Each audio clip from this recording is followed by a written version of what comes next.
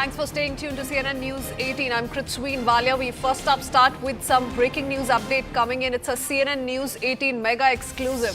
Pakistan government has decided to ban PTI. It's an unprecedented move. Pakistan government deciding to ban PTI, Imran Khan's party. This after non-cooperation of judiciary to the government and the ISI. This decision is taken, is what we're learning. Pakistan government is apparently upset after relief to Imran and Bushra Bibi in the ongoing cases, and this has clearance from the top of ISI and army to ban the party. So it's a big, well thought out move on part of the Pakistan government. In fact, we're also learning from the information minister that the Shahbaz Sharif government will also submit a review petition before the top court against last week's verdict, which affirmed PTI's status as a political party. I want to quickly take in a word from Siddhant, joining us with more details. Siddhant, we do know the kind of powers that, the Shahbaz Sharif government is deciding to now slowly give to ISI and in full public view has made things amply clear. But this is once again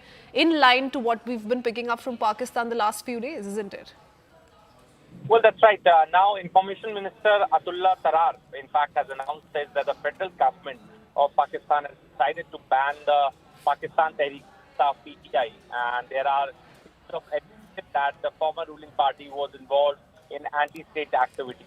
Now, PTI and Pakistan cannot coexist. That's kind of a headline which has been given by Tarar in his press conference. Obviously, this particular decision is subject to the judiciary in Pakistan and perhaps can be challenged in the court. But this decision of the government has been taken in light of the former ruling party's involvement in the May 9 events of riots which took place in Pakistan, in which many crucial establishments were burned down and were destroyed by the rioters, and also PTI former current leaders attempt to sabotage Pakistan's deal with the IMF. Now that has also been an allegation of the government of Pakistan that when Imran Khan was in power, there were deliberate attempts which were made by him to derail the deal with IMF, the relief package which Pakistan was expected to get before, got delayed only because of Imran Khan. So, these are the two highlights of perhaps the reasons that have been cited by the government behind this decision. In fact, it would be interesting to see that how international community is going to react to this latest development coming from Pakistan, where opposition party leader, his party has been banned, and in fact, they have been double. There has been other crucial, development in it, that there is an Article 6 which has been invoked against Imran Khan and other senior leaders of his party, and under which the punishment is death penalty. So this is what we are getting to know from Pakistan at this point in time. First thing is that Imran Khan can move through the courts for the relief. Second, it would be interesting to see that how the Western world is going to react to this fresh development when it comes to freedom and democracy that they usually talk about, or perhaps preach to the countries from Southeast Asia. How are they going to do the commentary on this particular issue? And also, it would really be interesting to see that how Indian government reacts to this development taking place in Pakistan.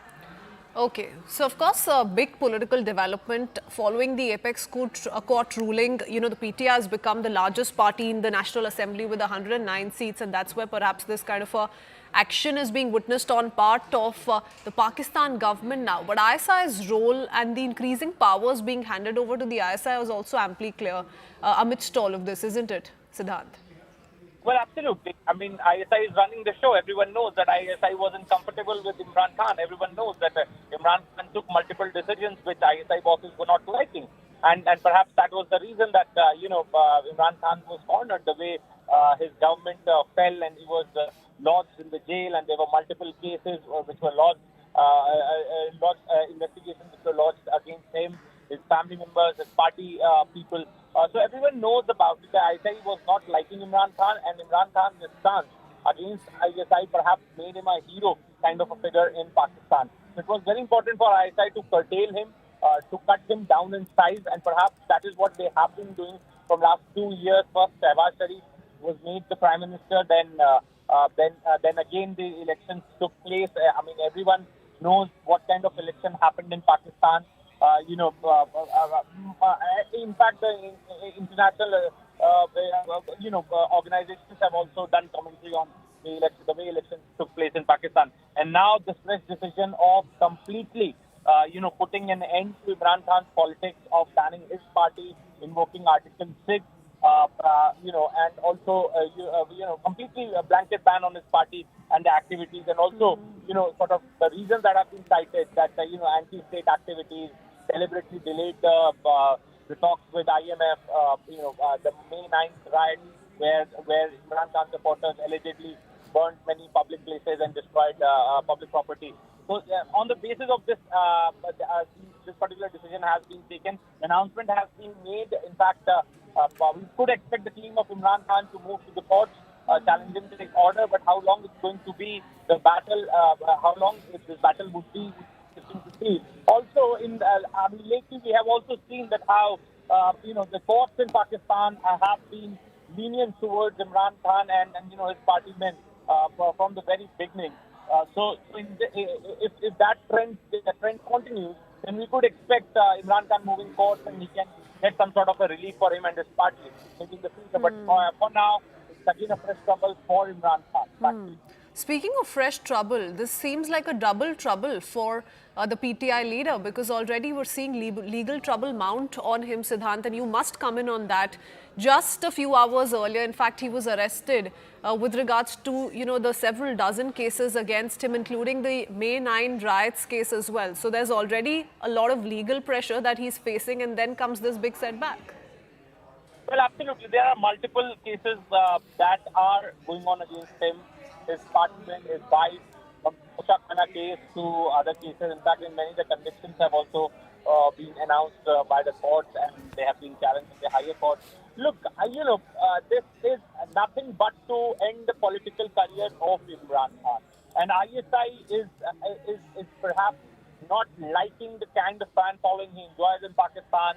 The kind of stature he has managed to develop in Pakistan. All what ISI wants is his puppets, and when they see that somebody is not falling in line, this is how they cut him down in size, and that is what they are doing it with Imran Khan. And now it looks like they want to put a permanent end to Imran Khan's politics by coming up with this bizarre order, which has been announced by Minister of Information, saying that the party operations would be suspended. There would be a blanket ban on Imran Khan's PTI, given the anti-state activities of its party.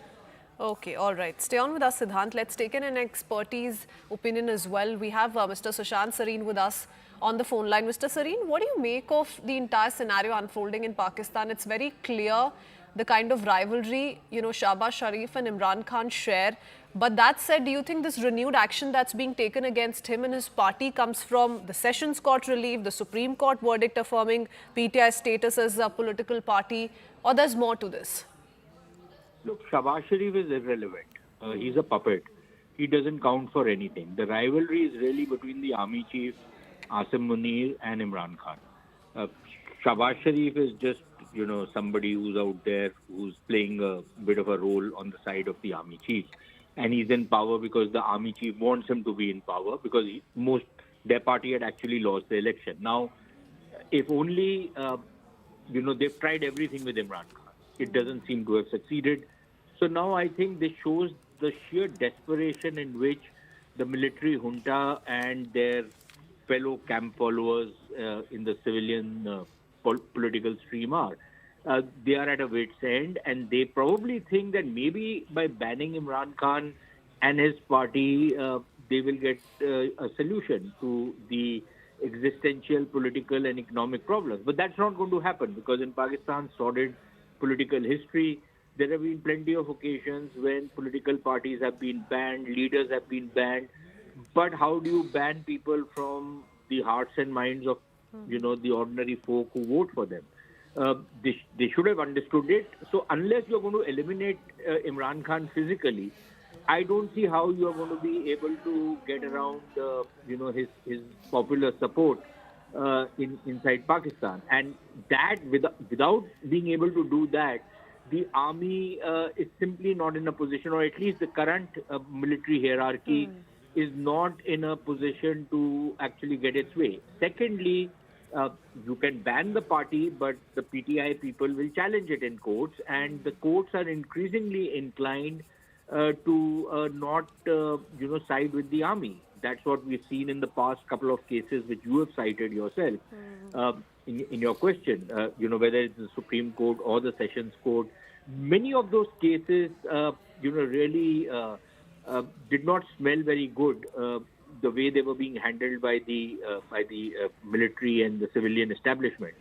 So clearly that also is not going in favor of the ruling dispensation in Pakistan. Now they want to ban Imran Khan's party, but how does that solve the rest of the problem? Do you think people will suddenly say, okay, fine, the party is banned, now we have nothing to do with it? Personally, I think the current military leadership seems inclined to be pushing Pakistan into greater political turmoil, perhaps even in the direction of a civil war, with the kind of policies they are following, the kind of bloody-mindedness they are showing, the fact that they're simply not interested in any kind of reconciliation, which in any case, I don't think even the other side is really interested in a reconciliation with the military. So, all in all, it's a pretty bad position to be in. Absolutely. And I think this is only going to increase the political turmoil rather than solve the political problems. Okay, it's going to deepen the political turmoil, and it comes at a difficult time for Pakistan. So can Pakistan really afford these kind of political differences, because they will have a larger impact on Pakistan's greater good? For example, the financial condition of the country. Many thanks, Mr. Sareen, for speaking to us. I want to quickly take in a word from Pakistan journalist Mateen Haider joining us on the phone line. Mr. Haider, where is this coming from as far as the Shahbaz Sharif government is concerned? And we do know that the army has a big role to play in the same. But why is this kind of an action being taken against the PTI despite the Supreme Court's approval?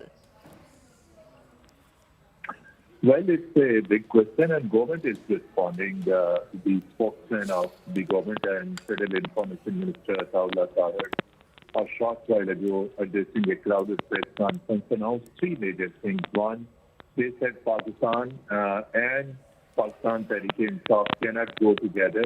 And number two, he said that a reference is being prepared to be filed before Supreme Court of Pakistan. And the federal cabinet will award approval to that reference, and then it will be sent to the Supreme Court of Pakistan. It will be having again two things. One, a review petition to the earlier Supreme Court decision, which restored the special chief and gave Pakistan Tehreek-e-Insaf its original political identity. And another extraordinary development is that former President Mr. Arif Alvi, founder chairman of Pakistan Tehreek-e-Insaf, Imran Khan, and one of their most favorite leaders, former Deputy Speaker of the National Assembly of Pakistan, Qasim Suri.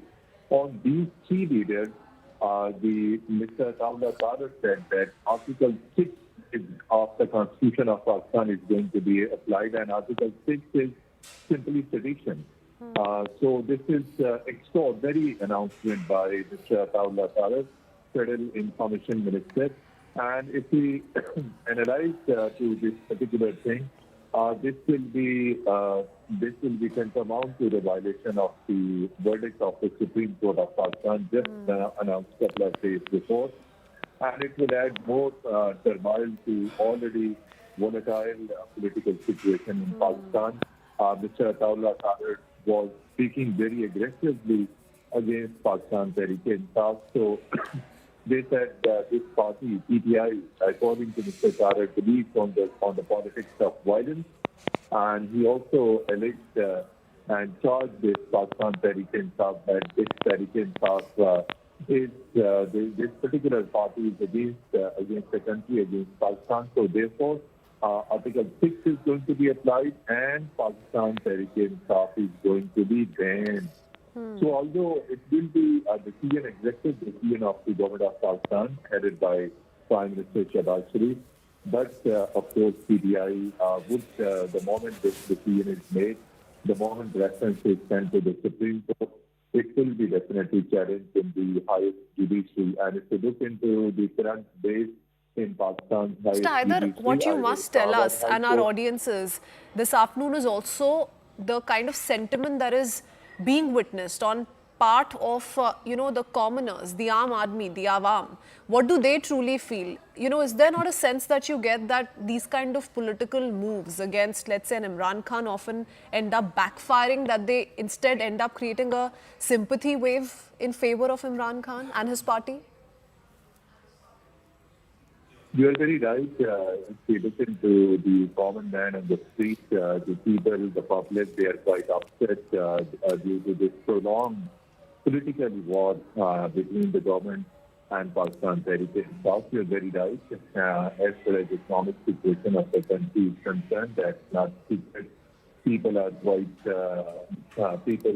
and the common man in the street everywhere in Pakistan, across Pakistan, they are feeling the heat of the economic situation, the economic stress, and particularly this political war between Pakistan Tehreek South and the sitting government. Of course, this will make common people more irritated towards government at a time when on the social media, which is also going through restriction, people are speaking out against the repressive measures against Pakistan Tehreek South. This is the decision today announced, and definitely it will be materialized, executed. The moment it is executed, this will bring PTI workers on the street. There will be more political heat, more political... Most certainly speaks poorly of, finally, the political state of affairs in Pakistan. Like you said, it's already a volatile situation in the country, and not quite sure if Pakistan can afford this kind of a political, upheaval once again. But thank you, Mr. Haidar, for speaking to us and sharing that perspective. We'll keep reconnecting with you as and when we learn of more updates.